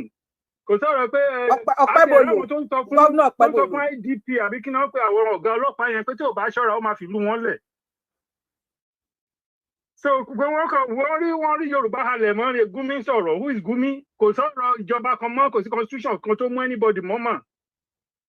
Gbogbo àwọn tí mo dẹ̀ rí ìsìn tó ń dìde pé àwọn ṣe tán máa kan dìde olóhùn lọ sí Ògbómọ̀ṣọ́ ó ní Ògbómọ̀ṣọ́ wọ́n dáhùn padà pé òun lè yanjú kínní under 72 hours. kí ló dé mo èmi náà fídíò yẹn kọ́ máa sọ fún wa mọ́ kọ́ máa kẹ́gbẹ̀rún máa wà sẹ́nìtì fún wa lórí íńtánẹ́ẹ̀tì mọ́ ẹ bá wà ìyẹn lẹ́gbẹ̀ẹ́ alẹ́ Yorùbá yóò tó máa tẹ́lọ̀ sẹ́nìtì ọ̀rọ̀ íńtánẹ́ẹ̀tì àwọn tí wọ́n dá yín padà yẹn àwọn tó jẹ́ tó dá yín padà yẹn ẹ lè fi kọ́ bá wọn sọ̀rọ̀ mo tẹ́lẹ̀ fi bá wọn Boko Haram sọ̀rọ̀ nínú gbó ẹ lè fi bá wọn yẹn náà sọ̀rọ̀. Gumi rí Yorùbá múlẹ̀ ṣe ìjọ bí dáa kó sọ̀rọ̀ sí wọn ní east tẹ́bárí tó ń pa ní east kì máa ṣe kékeré. àmọ́ orin náà. ó mà kọjá èyí tá à ń ṣe Sunday Igboho nǹkan tó ń ṣe ní east máa le gan lọ́wọ́lọ́wọ́ tá a bá ṣe ń sọ̀rọ̀ yìí east ti kò tí ì ju 5 minutes mo tún wo àwọn tó ń gbámú ní delta. wọ́n ń pa wọ́n ni wọ́n ń pa wọ́n straight ni. yes. Gumi ti wá ní Yorùbá wọ́n ti wá ní dídìrín. The only thing tó lè bàbá nú jẹ́ ni pé ká máa di ti ara wa. Ó tán in every angle gbogbo àwọn tó bá ṣe tán tọ́nà ń fún lágbára ká máa fàdúrà ràn wọ́n lọ́wọ́ àwa tí ò lè jáde tí ò lè bá wọn bọ́ sójú ọ̀nà ká máa fàdúrà ràn wọ́n lọ́wọ́ ká máa encourage wọn. Dá àwọn gómìnà tó panu mọ́ tó fi kọ́kọ́rọ́ sí wọn lẹ́nu yẹn káwọn náà kó lanu kó sọ̀rọ̀. Gbà tí drone ṣì ń jẹ́ drone tó jọ ìrìn lójú Akérédolú ṣé ó yá èyí tó lò l'Ondo State ni ṣé ó ti dá padà ni àbí ó rà á kí ló dé tí wọn ò lò. ẹni sọ̀rọ̀ sàyẹ́ tó bá gbé wọlé lórí TikTok ẹ send at me ká lè gbé yín wọlé wọ́n report page wa tó bá send at me nísìn tí má ti rí yín máa gbé yín wọlé pẹ̀pẹ́ ká gbé ẹ̀yin sọ̀rọ̀ mo sọ báwí o ká wá gbé yín sókè kẹ́ máa wọ́n report page mi kò sí nǹkan tó jọ kò jọ o mi ò kì í pé mo at me yẹn kì í pé mo tọrọ owó lọ́wọ́ yín but èmi ò pé page náà ti sọ fún mi mi ò mọ báyẹn ń ṣe ṣùgbọ́n ẹ bá mi ẹ send ẹ̀ ká gbé yín wọlé enough is enough mi ni bá ṣe ṣòkè tí máa lọ gbé TikTok ẹ̀yin kọ́ ẹ máa sọ̀rọ̀ yín ẹ má bínú pé mo tiẹ̀ wá ń gbìyànjú ẹ máa sọ̀rọ̀ yín. tó nǹkan tí mò ń sọ irú nǹkan tó ṣẹlẹ̀ ní Ògbómọ̀ṣọ́ yẹn ó yẹ kójú ti àwọn other governors ó yẹ kó rí governor tó máa send helicopter èyí tó máa send drone tó máa sọ pé ó yá àwọn ọmọ wa ilé yìí kan gbọ́dọ̀ ṣe wọ́n àwọn yẹn káwọ́ lọ́rọ̀ wọ́n wọ Mákindé bẹ́ẹ̀ ni gbogbo wọn lò sí bá gbogbo wọn pátápátá nìyà yẹn bá ojú òtí wọn pàtí drone sì jẹ́ drone tó lówó lórí Akérédolú lò ṣé ó ya ni àbí ó rà fún state ló dé sí state yẹn ò lò láti gbà yẹn. UNICEF drone ti wá di yẹ̀yẹ́ ń sìn àwọn amount kìíní drone ń sìn under $3,000 ní Ukraine gbogbo àgbáyé ló ti gba ti Ukraine yìí sìn nǹkan tí Ukraine dojúkọ Russia àwọn fúnra wọn ló ń ṣe drone yẹn Amẹ́ríkà sọ pé nǹkan táwọn ná millions of dollars lé ní Ukraine ṣe tó fi ń ba ayé Putin jẹ́. Wọ́n kúrú wà halẹ̀ mọ́ ni o wọn bí Gumi dáa kó lọ halẹ̀ mọ́ ní ìtì o àní kò sí ìjọba mọ́mà kò sí constitution mọ́ kó ní ká kú defend ara ẹ̀ àwọn tọ́lọ̀ bá dẹ̀ fìfẹ́ Yorùbá sí lọ́kàn tuntun dẹ̀ ní agbára ẹ̀ kán kóra wọn jọ kò sí ètò kankan mọ́ báà kan sì sọ láàárọ̀ yìí pé kò sí àwọn tó ń jẹ́ kìíní pé 27 tá à ń sọ yìí gan yẹn lára àwọn elders Yorùbá tó ń ṣe ọ̀rọ̀ restructuring láyé ìgbà yẹn pé kìíní ó ní 27 election bóyá la lè rí nǹkan tó ń jẹ́ 27 election níbi tí nǹkan ti dé kò sí ètò kankan mọ́ tó à ń gba ìjọba à ń gba àyè lọ́wọ́ gómìnà kọ́níkà kú defend ara ẹ̀. gbogbo àwọn alágbára tó ń bọ̀ tà èmi ò ń wò wọ́n o àwọn alágbára tó ń bọ̀ tà èmi ò ń wò wọ́n ẹ̀mí alágbára èmi ò ń wò wọ́n mi láì ṣe kí n gbé so wọn mi ń gbé fídíò wọn. àwọn ọba ìlú náà yẹ kó lẹ́nu ọ̀rọ̀ ń sìn kó káwọn tó bá lágbára ẹ bá wa wọnú gbòòrò. kò sọ̀rọ̀ kìíní mọ́ ọ̀dẹ́ mo fẹ́ sọ̀rọ̀ kan mo send message sí lánàá mo pẹ́ busy ni mo observe àwọn kankan lẹ́nu ọjọ́ mẹ́ta yìí mo kọ́ bá fẹ́ sọ lẹ́yìn àwọn guys kan obìnrin àtọkùnrin wọ́n máa ń gbé àwọn fídíòs yín jáde bẹ̀ wọ́n wá change nǹkan tẹ́ ẹ kọ sórí fídíò yín nǹkan tí ó jẹ́ pé tá bá wò bá mọ̀ pé ẹ̀yin kan ló kọ ìkànnù ṣé ń gbọ́rọ̀ mi. mo àpọ̀lú yín sà. ìkànnù bóyá last week ni tó fi ṣéènì sí ọrùn Ìgbòho tó dé mọ́lẹ̀ níwájú Gani ló sọ pé ọwọ́ ti bá kinní kan wọ́n ti pa ọmọ Ìgbòho méjì mo pé you people ẹ̀yin nìkan kọ́ àwọn awíkóńkó oríṣiríṣi gbogbo mo ti observe kinní yẹn láàrin kinní tó bá ti àwọn boys yẹn tó bá ti gbé jáde wọ́n á change tọ́pìkì fídíò ẹni yín. tó bá gbé fídíò mi jáde tó bá lo in a negative way ẹni tó bá ti jẹ́ fans mi tẹ́ bá ti rí ẹ send ẹ sí mi if you use my video in a negative way or top lè pé wọ́n de Sunday Igboho mọ́lẹ̀ sí máa strike ẹni mi ní fún ẹni mi ní fún ẹni copyright máa strike page ẹ máa tún wá bẹ àwọn èèyàn lọ́wọ́ ẹ̀ pé kó má mi strike page ẹ ò ní lo YouTube mọ́ ògùn gbọ́. èyí tí mo rí lánàá I know you can't do that kẹgbẹ́ Igboho kúnlẹ̀ lórí fídíò yìí. ẹ send ẹ sí mi bye mo fẹ́ strike orí page báyìí mo fẹ́ strike onítàn báyìí ẹ send ẹ sí mi báyìí máa strike ẹ bá mi wá fídíò náà tẹ́ bá ti lọ sí fídíò mi rè negative way. márùn bẹ́ẹ̀ tí mo observe pé no this is not your real kini gba tí tẹ́ bá ti rẹ tó lọ fídíò mi rè negative way. kò ní bá nǹkan tó ń kọ sórí ẹ̀. bàbá mi ẹ má ẹ̀ka fàájì náà tẹ́ bá ti rí tó lọ fídíò mi rè negative way just send it to me tí n bá ṣí ẹ pè mí pé Yorùbáwùyí fídíò àbíkẹ́ ti send voice pé wo fídíò yìí wọ́n ti lo fídíò ní negative way màá strike ẹ ò nílò YouTube mọ́ màá pè èèyàn 1000 kó bá mi strike page èèyàn 1000 màá fún ọlọ́pàá ẹ bẹ̀rẹ̀ sí ní strike ẹ máa strike page ò nílò YouTube mọ́ mo fẹ́ gbọ́dọ̀ ní very stupid guys láyé pé ẹ lo page mi oríṣiríṣi. ẹ ṣe bàbá mi ká tún gbé kọlẹ̀ lómi ẹ ṣe gan. ok ẹ kú iṣẹ́. mo fẹ́ anybody láyé pé ẹ lo show mi ẹ bá sọ pé ẹ ń wá 2000 káàkiri give me 2000 give me 5000 ní mi ṣe kí mo mọ àwọn ẹgbẹ́ mi tẹ́ bá lo page wọn tẹ́ bá lo show wọn ọmọ iye tẹ́ ẹ pa fún fídíò wọn tẹ́ ẹ lò wọ́n máa ń gba percentage ṣe pé mi ò ẹni bá dẹ̀ gba percentage lọ́wọ́ ẹ̀rí kó wá sọ síta pé mi ò kí n gbowó lọ́wọ́ yín ọ̀fẹ́ ni fídíò mi mo fẹ́ fídíò mi kẹ́ ẹ lò kẹ́ fi build the page yín kẹ́yìn náà kẹ́ máa gbowó lọ́wọ́ YouTube ọ̀fẹ́ dẹ̀ ni mi ò fún yín copyright mi dẹ̀ gbà nínú owó yín tẹ́ bá wá lò in a negative way owó tí mo pa lórí YouTube máa fi strike page yín máa fáwọn èèyàn lówó bí 1000 pé àìgbà ẹ lọ ra kí ló bẹ̀rẹ̀ sí ní report page yìí tí èèyàn bí 1000 àbí 2000 máa fi report page yín máa wálẹ̀ kò sí nǹkan tó fẹ́ ṣe sí.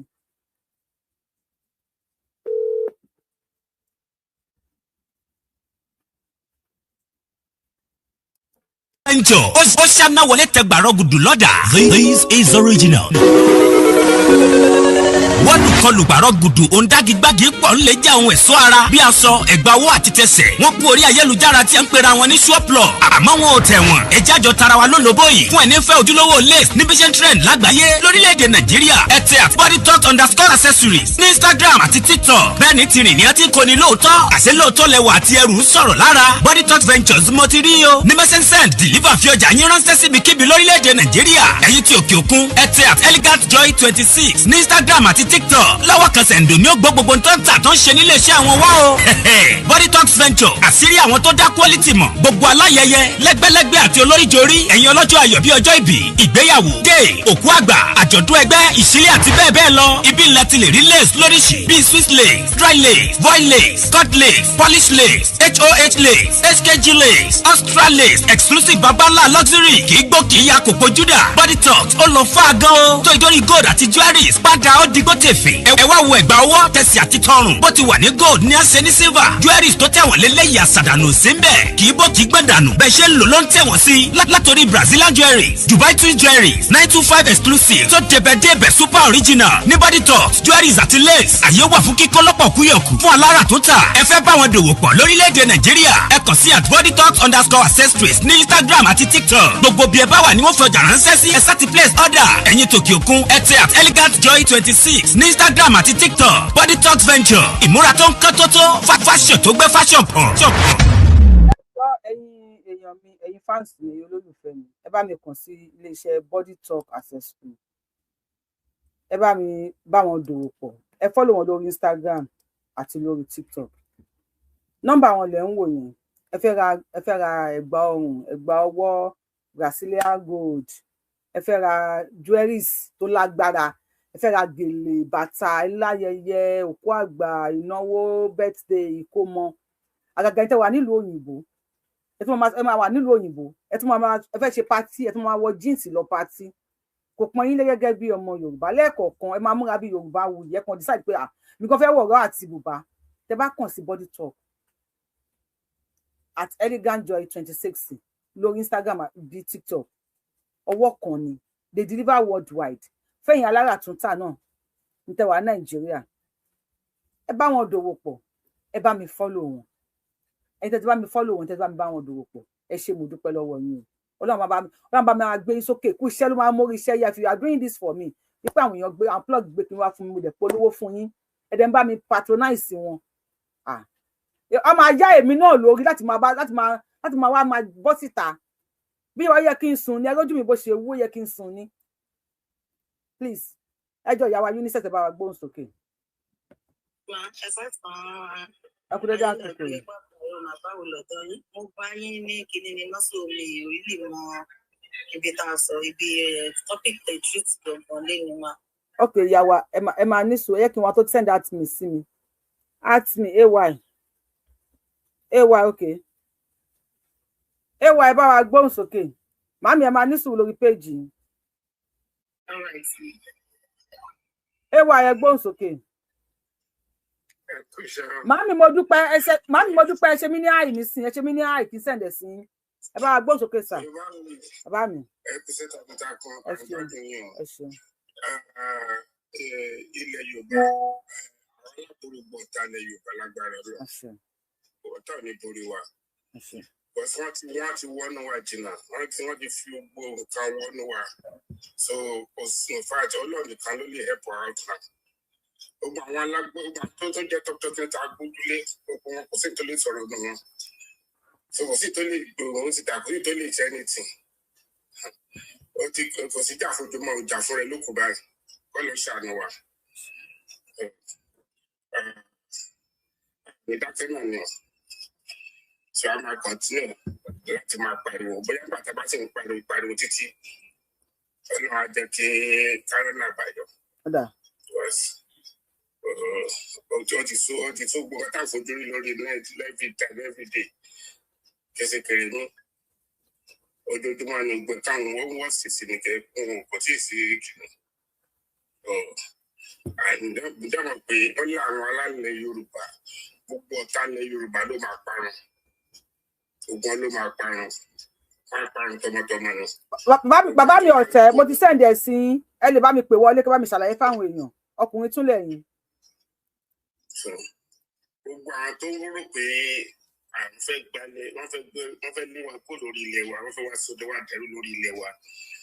Alálẹ̀ ilẹ̀ Yorùbá ló máa pé wọ́n ní èdè máa dùn wọn. Ogun ló máa pa ní lágbára náà. Lágbára àwọn ọ̀yà lágbára òrìṣàlẹ̀ Yorùbá. Gbogbo wọn ní ọlọ́run máa pa wọn. Ògùn gbádùn wọn ní kìí ṣe. Ẹ ṣe bàbá wa. Ẹ tẹ́ bá ti send at me sí mi tí màá ti gbé yín wọlé please ẹ bá mi kọ sí comment section pé ti send at me sí mi so màá lè gbé yín wọlé.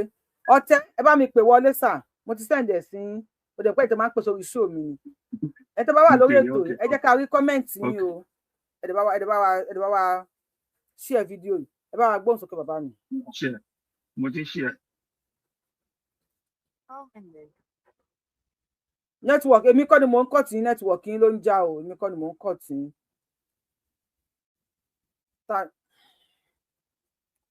Ẹ má bínú. Bàbá wa yẹn èmi kọ́ ni mò ń kọ̀ tí network yín kàn ń já ni o I don't know. Mo fẹ́ gbàwọn èèyàn wọlé gan TikTok jẹ́ kí n gbàwọn èèyàn wọlé because ṣe tẹ́lẹ̀ wo TikTok ni wàhálà ẹ̀ pọ̀.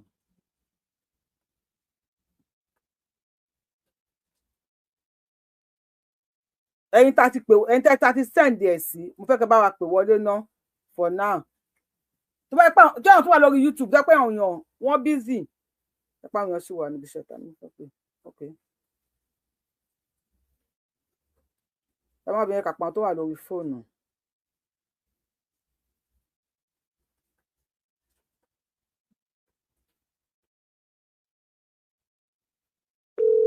Ẹ̀yin méjì ọ̀tọ̀ọ̀tọ̀ ni mo ti pè tí nọ́mbà yín ò ṣe o so it's not my fault o.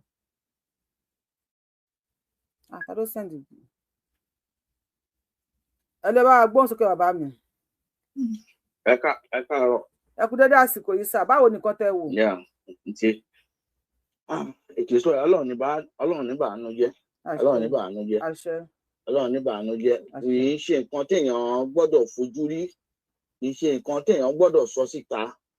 Kò bí kan náà sọ ẹni kan share that's why I share even àwọn èèyàn tó fẹ́ máa wo gan ṣe mo share sí wọn. ẹ bá wa share ní fẹ́ ká share títà. Ọlọ́run Elédùmarè ò ní ìbànújẹ́ ọkàn ni ọgbẹ́ ọkàn ńlá ni mo wo ọmọ yẹn gan ọmọ yẹn tún fẹ́ bá ó fẹ́ mọyàn yẹ ẹ ó fẹ́. God bless you ẹ wò dáadáa ọmọ fẹ́ muyàn yẹ àwọn dẹ̀ fọwọ́ gbà. nǹkan burúkú ni abiyamọ gidi ò gbọ́dọ̀ wò ó kára ẹ̀ má bù má ṣọ kí ìbànújẹ́ má ba ọkàn ẹ̀. ẹ̀gbọ́n ọkọ tí mò ń sọ it's so terrible so sad so pathetic. ẹ ló ṣe ń gbọ́ mi. à ń gbọ́ yín bàbá mi ẹjọ́ ṣe ń gbọ́ wọn tó lọ́dọ̀ ẹ má bínú ẹjọ́ ṣe ń gbọ́ wọn mo ti wà carried away. So terrible so sad so pathetic to be seen hearing or talk about. gẹ́gẹ́ bí n sìn nǹkan tèmi kàn máa sọ ẹ̀yin ọmọ Yorùbá eré lẹ̀ ń pè o eré lẹ̀ ń pè mi ní máa yé ọ̀rọ̀ mi sọ nọ́mbà wà ń bẹ̀ Yorùbá ni president Nàìjíríà òun ló ń gẹṣin tí wọ́n wá ń dó Yorùbá mọ́lẹ̀ tí Yorùbá bá kúrò ń bẹ̀ kẹ́ mọ̀ pé inú ilé gan ṣe wọ́n á sun everybody mọ́lẹ̀ and bí nǹkan dẹ̀ ń lọ yìí kò sí nǹkan anybody tán bá mú ẹ ṣe kinní fún ẹni bá gbé fídíò jáde gan orí ẹ̀ ti dàrú lọ́wọ́ yìí because Tinubu bí Tinubu ṣe wà ń sìn kò lè ever sọ jáde pé ẹ láyé ẹ wá ṣe nǹkan báyìí even nǹkan ṣe dábàá rò pé Tinubu ó yá ṣe mítì pẹ̀lú àwọn ọmọ Yorùbá kan kó kàn ṣe kinní kẹsọ fún ọ nínú àwọn tó sọ fún ọ náà ló máa tún jáde tó máa tún kọ dí president sọ délé òfin sìn oníkálukú ti lófin lọ́wọ́ ẹni kan lẹ̀kùn ẹ lágo méjì òru àbí lọ́sàn-án tó bá yẹ pé àkólà lóní lọ́wọ́ lámọ́ ẹni máa kú ẹni máa yè ogun ọlọ́màjà arógun ọlọ́mà àṣegbà àdúrà ni ogun ti wà nílẹ̀ Yorùbá already àwọn ẹni tó bá kàn nìkan ló máa bèrè lọ́wọ́ wọn kò tí ì kànyàn lèèyàn mójú kúrò àwọn ẹni tó bá kàn nìkan ló máa bèrè anybody wọn lè ṣe nǹkan kan lẹ Yorùbá nìkan kan wá pààyàn sí kẹ́nìkan kó wá pààyàn kan pa padà kó máa pé kí ọlọ́pàá kan máa mú ọlọ́pàá gùn ní wo bẹ̀ mọ́ lọ́wọ́ yìí bẹ́ẹ̀ kò ní sẹ́ni tó máa jáde kò sẹ́ni tó máa sọ ẹ lè expect pé KIG sọ ẹ lè even nígbà tí the DSS Director General DSS ti sọ pé you have to defend yourself. nǹkan yìí ẹjọ print ẹ bá wa mute ẹ bá ti wo TikTok ẹ bá wa mute it's so pathetic Yorùbá yìí nǹkan ìbànújẹ́ ni nǹkan ti ṣe wá nílẹ̀ Yorùbá. kí ló dé tí wọ́n fi ẹ̀yin ọba ẹ̀yin olówó Yorùbá ìyá Yorùbá ẹ̀yin ọba wuyì ẹ má bínú bìkọ́ mo lè gbàgbé ẹ̀yin olówó Yorùbá tẹrù pé lówó ẹ jẹ́ n sọ fún yín ẹ lówó ẹ ní owó bìkọ́ màá dẹ̀ sọ ìtumọ̀ ẹ̀ fún yín kẹrù owó tẹ nìyẹn ẹ̀yin kọ́ lẹ ṣiṣẹ́ èèyàn ló ń ṣiṣẹ́ fún yín ní àwọn èèyàn tó ń ṣiṣẹ́ fún yín yìí àwọn náà ń padà nù yín wọ́n bá dẹ̀ ti pa wọ́n tán kò sí nǹkan kan fún yín company yẹn ó máa down kẹ́yìn olówó ilẹ̀ Yorùbá kẹ́sùn oorun tó ọmọ Yorùbá ń sùn oorun tó ọmọkùnrin ń sùn tó ọmọbìnrin ń sùn tó máa fi lórí pípé láti fi jáde láti fi support àwọn nǹkan tó ń ṣẹlẹ̀ yìí tìtorí olówó lọ́lọ́run ti dá tálíkà because tìtorí tálíkà náà lọ́lọ́run ti dá lówó gbogbo aláwúlò fúnra wa tó bá commonize carpenter o lè kọ́lé o commonize the wire o lè repair mọ́tò ẹ oníkálukú lọ́lọ́run dáṣẹ́ this life is division of labour àrùn ra wa lọ́wọ́ ni ẹnìkan tá kàn ń pọ́n ẹ lówó pé olówó ni ẹ a kàn ń pọ́n ẹ lé ni without masses there is no elite. àwọn olówó yẹn gan ṣe I think kọ́ lọ́ máa tàgé handle wọn gbogbo àwọn olówó yẹn kọ́ lọ́ máa tàgé handle wọn lọ́wọ́ yìí. ẹ bá wa ṣe fídíò yẹn sórí Twitter gbogbo ẹni tó bẹ kó ní ìfẹ́ bá lè gbé sórí Twitter kọ́ gbé sórí Twitter. bàbá mi mo máa lọ síbi iṣẹ́ bí ṣe wà yí gan-an wọ́n tún ti pè mí fẹ́ lọ síbi iṣẹ́ ẹ tó ń pè yẹn kó stop náà wá pè mí padà. ẹ bá kó ìpín sọ̀rọ̀ kó gbé sórí Twitter a máa rí tweet ẹ̀ mẹ́ ẹ bá kó ìpín sọ̀rọ̀ ẹ jọ. máa blọọkù yẹn tó ń pè yẹn kó stop o ara ń kan mí o ara ń kan mí Àṣàyìn sí blocking. Ẹ máa bẹ́tò lọ. Ẹ ṣe sà ń bá bọ̀ sà. Ẹ máa bẹ́tò lọ, ẹ ṣe. Bàbá wa tó ń pè yẹn stop náà. Orí péjì tó bá ti pè lẹ́ẹ̀kan ẹ máa stop, wọ́n máa pè yín létà tó bá ti kàn yín. Mi ò ní gbé kọ́ọ̀lù yín sà. Ẹ má bínú sà, mi ò ní gbé kọ́ọ̀lù yín. Ẹ má bínú, mo ò ní gbé kọ́ọ̀lù yẹn bá àwọn kan nílẹ̀ ni. Mo ò lè gbé kọ́ọ̀lù yín sà. Tó bá ti pè lẹ́ẹ̀kan ẹ stop, wọ́n máa pè yín padà tó bá ti kàn yín. Akálòlò ni mí, gbogbo ara ni mo máa fi ń sọ̀rọ̀. Bí ṣe ń sọ̀rọ̀ yìí ẹ pé mo ń láàgbẹ́ pé mo tún ti mú fáànù dání. Ẹ bá ti pè lẹ́ẹ̀kan ẹ máa stop. Ẹ máa continue láti pè. Ẹ continue. Mo ò ní gbé kọ́ọ̀lù yín sà, ẹ má bínú sà. Ẹ jọ̀ọ́ bá wa gbóhùn sókè lórí TikTok. Ẹ bá wa gbóhùn sókè bàbá wa. Hello ma. Ẹ̀yin ta sẹ́ni fídíò, ẹni sùn sà, ẹ̀yin ta sẹ́ni fídíò yẹn sí. Bàbá mi ẹni sùn. Ẹ̀yin ta sẹ́ni fídíò yẹn sí. Tí ẹ bá lè pè wọlé àní sẹ́ndẹ̀ sáwọn mi. Ẹbí mi náà sẹ́ǹdẹ̀ o. Màá sẹ́ndẹ̀ sẹ́yìn. Bàbá yẹn sọ̀rọ̀ yìí sí màá sẹ́ndẹ̀ sẹ́yìn. So mo pẹ́ yìí máa ń pè tó ẹni sùn. Mo pẹ́ yìí ẹni sùn màá mi. Mi ní nọ́mbà yín lọ́wọ́ unisex o. Nọ́mbà mi wà lọ́wọ́ yín o, Àjọkẹ́ yín ni. Mo mi ń sèfù nọ́mbà ni. Mo bàjẹ́. Ẹni sọ bàbá tó ń sọ̀rọ̀ yìí bàbá àwọn ẹni sọ ẹni mo fẹ́ sẹ́ndì kìíní yẹn tó mọ̀ pé ẹ̀yin àmọ́ àwọn tó yẹ pé tá bá ṣètò wọ́n máa ṣí ẹ̀ bàbá wa yìí mo gbọ́dọ̀ fún yín láàyè because mo mọ̀ yín dáadáa tá bá ṣètò ẹ máa pè wọlé ẹ máa ṣí ẹ̀ ẹ ṣe mí ní àì bàbá wa tó ń sọ̀rọ̀ yẹn ṣe mí ní àì kí n sẹ́ndì ẹ̀ sí kẹ́lẹ̀ sọ́mọ́rọ̀ màmí Àjọkẹ́ ẹ ṣe àì sí mi ń sìn. Ẹ má wọrí mo ti rí kí lórúkọ yín mo ti rí kíní yín à ń sẹ̀ǹdẹ̀ sí so ó yá kẹ kọ́ọ̀tì ẹ má sọ̀rọ̀ sí ẹ lọ́wọ́ kẹ pè mí padà I trust you. Okay ma. Màmí Àjọkẹ́ ẹ sọ pé Àjọkẹ́ lélẹ́yìí o ẹ pè mí kẹ sọ pé Àjọkẹ́ lélẹ́yìí. Ẹ má háì mi nìkan sọ pé Àjọkẹ́ lélẹ́yìí ẹ kọ orúkọ yín sí pé Àjọkẹ́ ó kẹyìn lẹ́kọ̀ọ́ dán lókè because èèyàn ti pọ̀ tó ti háì mi tó.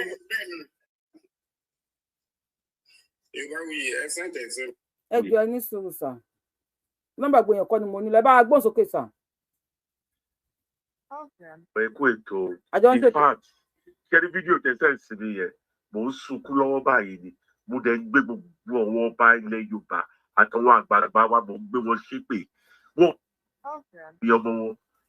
Ẹ tó bá ti pè lẹ ẹni sùúrù bàbá mi ẹni sùúrù ẹjọ ẹni sùúrù sà ẹni tó bá ti pè lẹ́ẹ̀kan mo fi Ọlọ́run ọba mo fi alálẹ̀ ilẹ̀ Yorùbá mo fi bẹ̀yín tí kì í bá ṣe wípé ẹ fẹ́ tẹ́ǹtì mi kí n bínú Akálòlò ni mí Akálòlò má ètè ń bínú tí má dẹ̀ bínú gbára ni máa fi ń bínú mo lè má rí ṣòyí ṣe tó bá rí pé wọ́n rán yín wá kíkà bá ṣòyí jẹ́ ẹ máa pè continuously ṣùgbọ́n tó bá pọ̀ ọmọ Yorùbá gidi ni yín ẹ flash wa ni tá bá ń ṣe show lọ́wọ́ just flash me máa pe àwọn tó bá kàn tó bá ti kàn yín máa pè yín mo fẹ́ pé ẹ bá ṣòyí jẹ́ ni ẹ bẹ̀rẹ̀ sí ní pè continuously màá sọ̀kọ́ tẹ̀ ní fẹ́ gbọ́ á dẹ̀ bí nínú kẹ́ block mi àbí kí n block yín ẹ bá gbóhùn sókè mi ni má gbára sọ̀rọ̀ ẹ tún máa fòfókì mi ẹ bá gbóhùn sókè sàn. So it's so sad and desiring kéèyàn máa rí irú nǹkan bẹ́ẹ̀ yẹn ṣé gbogbo wọn lórí wa nílẹ̀ Yorùbá fẹ́ sọ pé wọn ò rí fídíò yìí majority of them ló máa ń wò yìí ló máa ń wo gbogbo yín nǹkan tẹ́ bá sọ tí ò dá sí wọn wọ́n á fi sọ̀rọ̀ bó nǹkan tẹ́ bá sọ tó bá dá wọn ò ní sọ̀rọ̀ lórí ẹ̀ wọn ò rí fídíò yẹn ni ẹ wọ ọmọ kékeré yẹn bí pamọ́ yẹn ó fẹ́ mu yọ̀ yẹ wọ́n tún ti dànù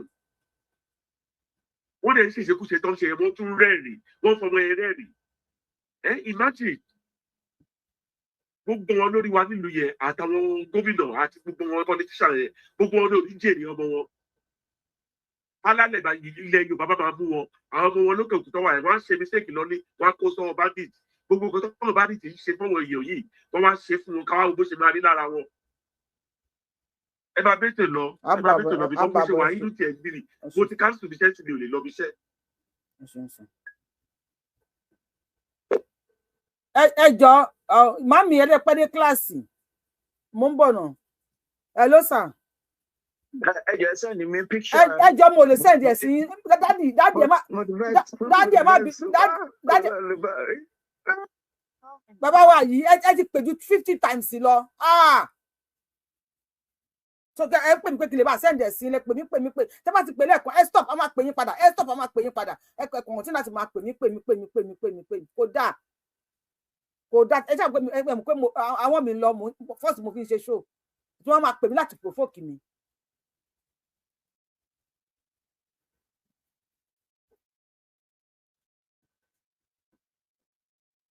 kò dáa bẹ́ẹ̀ kò tiẹ̀ dáa rárá ni ìgbà mí ni máa ń bí bẹ́ẹ̀ pé kí pa kí show yẹn kíkan bí ṣe ń ṣe show yẹn pé kí mo lè hand show yẹn at any time bí ṣe wà because inú ti ń bí mi mo láti máa provoke mi intentionally. ẹ bá gbóhùn sókè bàbá wa. ẹ kú ètò máa ná. Yes sir. ẹ kú ètò àbọ̀ náà bá ń gbé ẹ kú iṣẹ́ takuntakun. ẹ wo tẹ́rí aláwọ̀kọ́ ọ̀rọ̀ mi ni wípé àwa ìran Yorùbá tí àwa Ghana tá a bá ti mọ dojú kọra wa tá a bá ti mọ ṣe bí àwọn Ìgbò ti ń ṣe fúnra wọn tẹ́ ẹ mọ̀ pé ìgbésẹ̀ tí àwọn Ìgbò fẹ́ yẹ jẹ́ ń gbé ní orílẹ̀ wọn jọ sí rè tí wọ́n fi ní wọ́n para wọn tẹ́ ẹ mọ̀ pé àwọn ọ̀dàlẹ̀ tẹ́ ẹ gbọ́ mi mà. à ń gbọ́ yín sà ẹjọ́ tí ẹ ń gbọ́ wọn YouTube àrí kọ́mẹ́ǹtì yín o ṣé àti lórí YouTube wọn tábà sí orí ẹ̀ka mọ́ o because inú ti ń bẹ̀ mí fara mi sóò ìtútù ni à ń gbọ́ yín. irú nǹkan tí àwọn Ìgbò tí wọn fẹ́ kó máa ṣẹlẹ̀ nílé àwọn rèé tó fi di wípé wọ́n ń dojú kọra wọn débi pé tí wọ́n bá ti rí àwọn jẹ́ fẹ́ máa dalẹ̀ láàrin wọn wọ́n mú wọn balẹ̀. tẹ́ ẹ bá sì wo gbogbo tí ń ṣẹlẹ̀ nílẹ̀ Yorùbá dáadáa yìí gbogbo tí ń ṣẹlẹ̀ yìí ọlọ́ngbọ́ àwẹ̀ wa là ń gbàbọ̀dé fúnra wa. torí tí àwọn ará bíbà yìí tó bá ṣe wípé wọ́n rí wa nírìí wípé àmọ́ dalẹ̀ ara wa ni wọ́n ní láyà wọ́n ní. ẹ kí n block bàbá yẹn ẹ kí n block wọn. ẹ máa sọ lọ́yìn lọ sọ. èyí tí mo wá fẹ́ fàyọ ni wípé ṣé ríru àwọn fídíò yìí irú àwọn fídíò yìí tó irú ìṣẹ̀lẹ̀ tó ṣẹlẹ̀ yìí ó tọ́ sí wípé kí wọ́n lọ bá wa gbé bá àwọn lọ́ba kí wọ́n lọ bá wa gbé bá àwọn lọ́ba irú àwọn bàbá wọn nífẹ̀ẹ́ yẹn káà náà fi ojú ara wọn rí àwọn bàbá wọn Olúbàdàn àwọn bàbá wa yẹn ọba yẹn ọba kéèké ni ọba Abẹ́òkúta yìí ọba kéèta gbogbo wọn gbogbo àwọn ọba tá a sá mọ̀ láwọn ọba gidi tí wọ́n lẹ́nu nílẹ̀ Yorùbá ẹ dákun kí wọ́n bá wa gbìyànjú kí wọ́n lọ bá wa gbé fídíò yìí bá wọn káànú kojú ara wọn rí àsìkò ti tó nílẹ̀ Yorùbá báyìí débi wípé màmá mi ṣe rí ibi tílẹ̀ Yorùbá dé yìí ọlọ́ọ̀bá gbọ́ mo fi ọlọ́ọ̀bá tó ní ẹ̀mí mo fi ṣẹlẹ̀ rí ó ti tó gẹ́gẹ́ bí wípé ká sọ wípé à ń dóde ọba nílẹ̀ Yorùbá mọ́ mo fi ọlọ́ọ̀bá mo fi ṣẹlẹ̀ rí sẹ́ẹ̀rì àwọn tí wọn ò ní jẹ́ ká bọ́ pò nínú ìṣòro tá à ń dojúkọ ilẹ̀ Yorùbá yìí iná làwọn tó ṣe wípé ilẹ̀ Yorùbá ní wọ́n fi ń kọ̀rọ̀ jọ o ní wọ́n fi ń kó gbogbo ìgbésí ayé wọn jọ. nọ́mbà tó tún pè mí yẹn kẹ́yìn náà bá pè mí again máa block everybody. àwọn gangan nìṣòro tí àwa ìran Yorùbá ní ilẹ̀ Yorùbá o nítorí wípé àwọn ti mọ̀ wípé tí gbogbo rádaràda yìí bá kásẹ̀ kù lẹ́tàn gbogbo bí tí wọ́n ti ń kó ọ̀rọ̀ wọn jọ yẹn gbogbo ẹ̀ kò ní sí àyè rẹ̀ fún fáwọn mọ́. ìdí nìyẹn tẹ́ fi rí wípé gbogbo tí ń ṣẹlẹ̀ ilẹ̀ Yorùbá kódà wọn àti ẹ̀tẹ́ gbígbà pé bóyá wọ́n ti rí wọ́n sì rí. àwọn gangan ní wọ́n dojú kọ ni wọn ò fẹ́ kí ètò ààbò tó péye kó ṣẹlẹ̀ nílẹ̀ Yorùbá. àwọn tó ṣe pé ilẹ̀ Yorùbá ibẹ̀ ni wọ́n ti ń kó gbọ́rọ̀ wọn jọ nínú kí ilẹ̀ Yorùbá kájàlú ọmọ ogun kọ́ máa wọlé Yorùbá ìṣòro gbogbo ẹ̀ mọ́ra wọn kọ́sà máa ṣẹlẹ̀ inú rẹ̀ làwọn tí ń kọ̀rọ̀ jọ àwọn yẹn ti ń takò wá yẹn pípọ̀ wọn iná ni àwọn tí ń takò wá yẹn.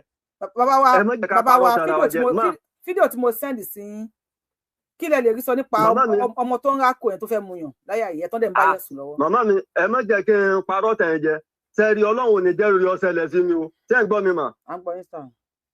tó bá ṣẹlẹ̀ sí ìdílé mi níbi bọ́lọ̀ ti ṣe ẹ̀dá ti tèmi tó bá ṣẹlẹ̀ ní ìdílé mi màmá mi ètí Ọlọ́run ọ̀dá mi pé kí. Ọlọ́run ò ní jẹ́ kó ṣẹlẹ̀ sí wa kí ni ẹ rí sí ọmọ tó fẹ́ muyàn láyà ìyá ẹ̀ táwọn dẹ̀ ń fún ọmú ìyá ẹ̀ bí ẹni pé wọ́n fẹ́ yọ.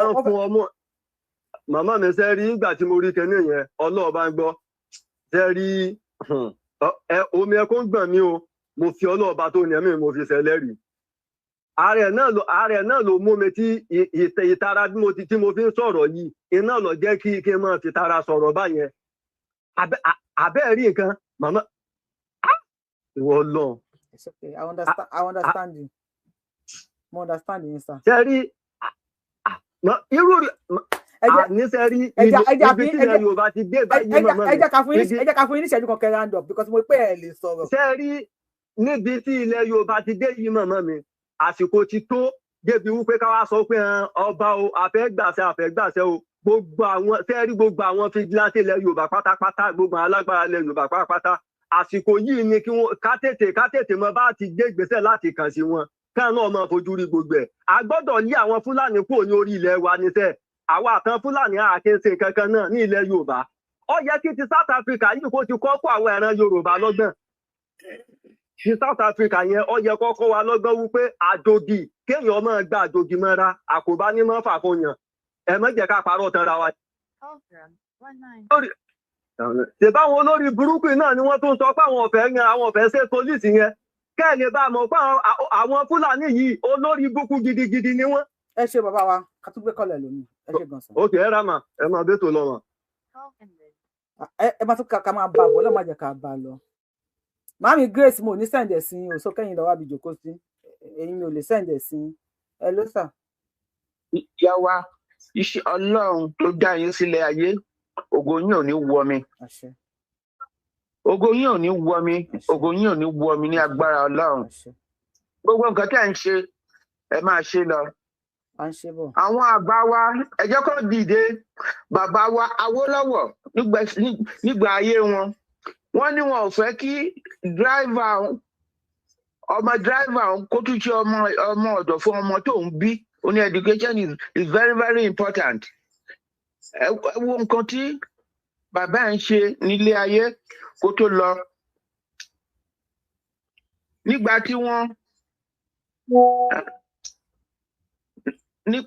tí wọ́n kòkó nìkan náà fi ṣe nǹkan àràbà kan tó fi lé ayé sílẹ̀.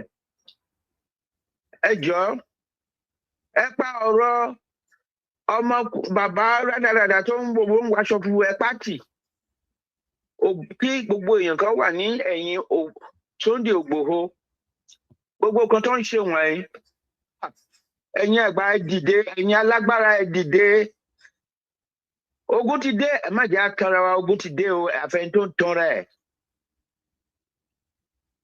nǹkan tí mo fẹ́ sọ nìyẹn. ẹ ṣe bàbá mi ṣe mọ̀ pé bàtà ìfìrí mi pè yẹn mọ̀ pé mo blọọkù yẹn ni. ok pé kí n máa sọ̀rọ̀ sí i. ẹ ní sùúrù sà mo padà wí fídíò píkṣọ ìmọ̀ ìpàgbà làgbà nílé kí n blọọkù yín ṣe lórí ètò Yorùbá kù tá bá ti ń ṣe program lọ́wọ́ tá bá ti pè lẹ́ẹ̀kan báyìí ẹ stop ẹ má pè mí lẹ́ẹ̀kejì tó bá ti kàn yín màá pè yín padà ṣe pé mi mo pè yín padà ń sì kìí ṣe pé ẹ̀yin lẹ pè mí tó bá ti kàn yín màá pè yín padà sàbẹ́ ṣe ń pè ó máa ń baṣọ jẹ́ ẹ má bí bàbá mi mo ti sẹ́ni fídíò náà sì ṣe bẹ́ẹ̀ ti rí fídíò yẹn. ok ẹ ṣeun. yes sir ẹ ṣe gan God bless you sir.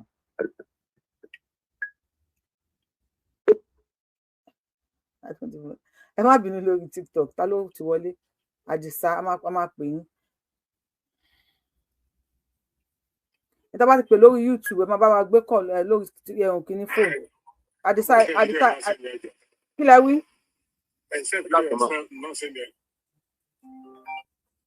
ibiṣẹ́ náà ti ń pè mí ẹ káàsán sá ibiṣẹ́ náà ti ń pè tó yẹ kí n lọ ṣiṣẹ́ kí n lọ powó àníkẹ́ sẹ́ndì àti mi ká lè gbé yín sókè ẹ̀ sẹ́ndì kẹ́ bá wa láìkì iṣẹ́ lórí YouTube náà ẹ̀ láìkì ẹ má wọlé lọ bí.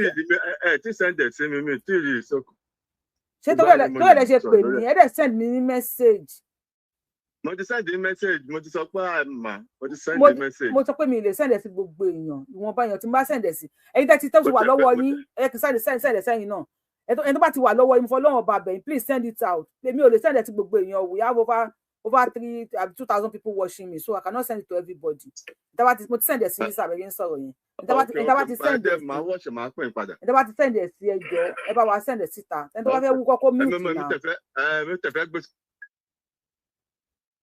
ẹni tó bá fẹ́ wú kọ́ ẹ bá wa mute mi ò arrogant bẹ̀ tí ó ìgbà míì ele máa ń pọ̀ jù fún mi kí n máa control ele kò kí n ṣe iṣẹ́ mi. I'm not a broadcaster kan tí mò ń ṣe mo kàn ń ṣe fọ ilẹ̀ mi ni.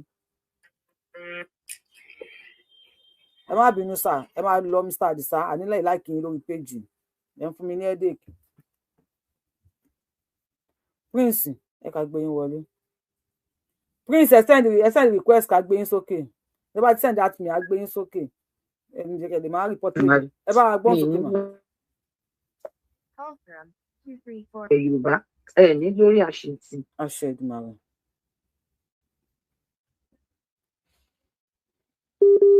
Network yín ò dáa o màmí. Ṣé ń gbọ́ mi? À ń gbọ́ yín mà, à ń gbọ́ yín.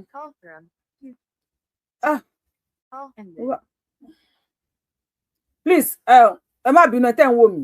Fọlọ́run bá bẹ̀ yín. If you call me more than one time, consider yourself that I will not pick your call.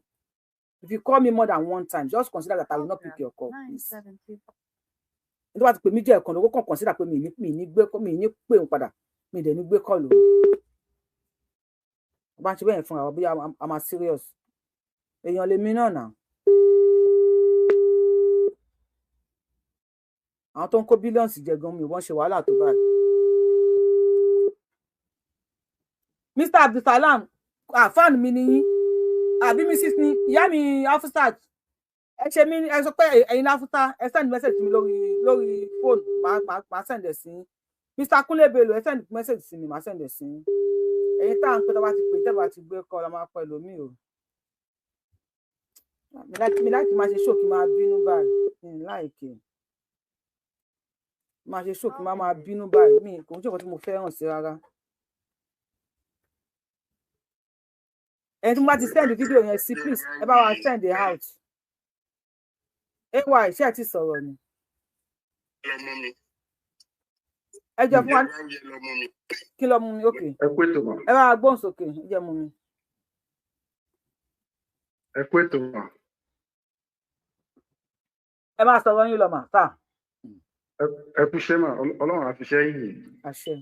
Èmi ò tiẹ̀ fẹ́ mi ò bí mo ṣe máa ń sọ̀rọ̀ inú rún mi ń bí mi gidigidi gan. Mi ò tiẹ̀ fẹ́ sọ pé kẹ́ sẹ́ndì mi fídíò kí lórúkọ ẹ̀ tẹ́ ń sẹ́ndì yẹn. Mi ò ní nǹkan tí mo kàn fẹ́ sọ ni pé mà àwọn lọ́balọ́ba ilẹ̀ Yorùbá látòrí Ọọ̀ni of Ifẹ̀ gbogbo àwọn lọ́balọ́ba yẹn tá a bá rí ẹni tó bá ní nọ́mbà àwọn bàbá yẹn lọ́wọ́ ó yẹ ká máa sẹ́ndì àwọn kìíní sí wọn.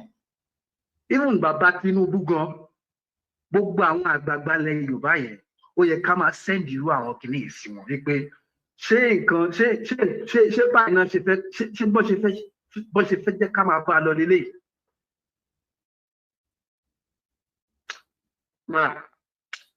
It's okay. It's okay. Inú ń bí mi mà.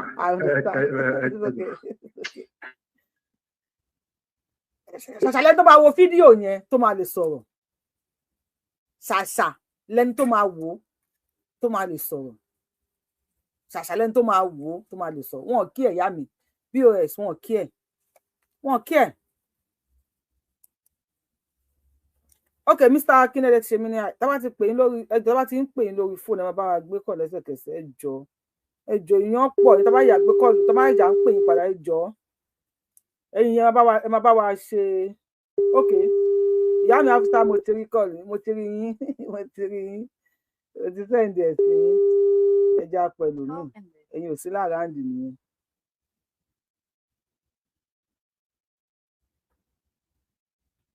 I don't know. Àwọn àgbàgbà wa mi rò bóyá àwọn àgbàgbà wa kí ẹ jàre má yẹ ká tanra wa.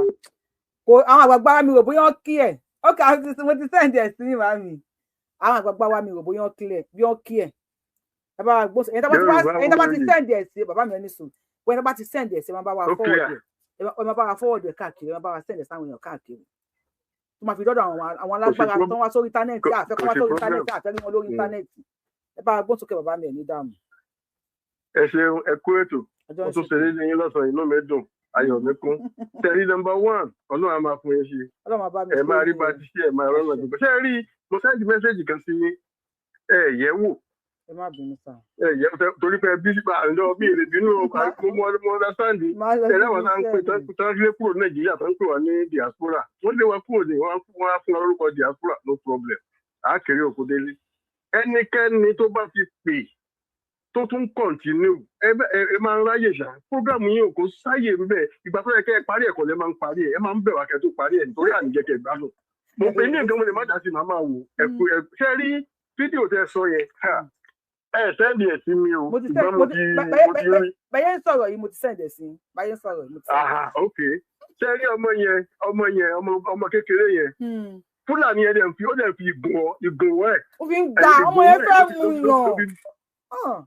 Ṣé kó rí bẹ́ẹ̀ ẹ wá gbà tó bá wá rí fídíò yẹn kọ́ ṣé àmọ́ pé fóònù tá a gbé lọ́wọ́ yìí ó máa ń fi ọ̀rọ̀ pamọ́. bẹ́ẹ̀ni. títí yọdún yóò máa ń fi ọ̀rọ̀ pamọ́ ọmọ bẹ́ẹ̀ bá dìlítì ẹ lómi ìwà tí ó dìlítì ẹ. èmi ò ní dìlítì ẹ ó lu ọtún lákàìfù mi ni. ọdún mélòó la wá fẹ́ ṣe yẹn gbà tẹ́lẹ̀ gbogbo àwọn tó ń sọ pé yẹn Tinubu òfin ọláyè Tinubu ẹ wò. irọ́ ni wọ́n. ọ̀rọ̀ yín mo tẹ̀lé mo dẹ̀ rí mo jókòó mo digest ẹ̀ mo rí fún òótọ́ ni tí ẹ bá pa Fúlàní 100 Tinubu ó máa fi gbígbọ́ sáláì ìbọn ni kò ní mú ẹnì kankan nítorí pé wọ́n ti ṣe dójú ẹ̀ wọ́n ti ṣe nǹkan tí ò yẹ kán ṣe wọ́n ti wà tí ò yẹ kán wù tó yẹ kó wá rí bẹ́ẹ̀ tó yẹ kó rí bẹ́ẹ̀ tí Tinubu ò bá wọlé ẹlẹ́ẹ̀kejì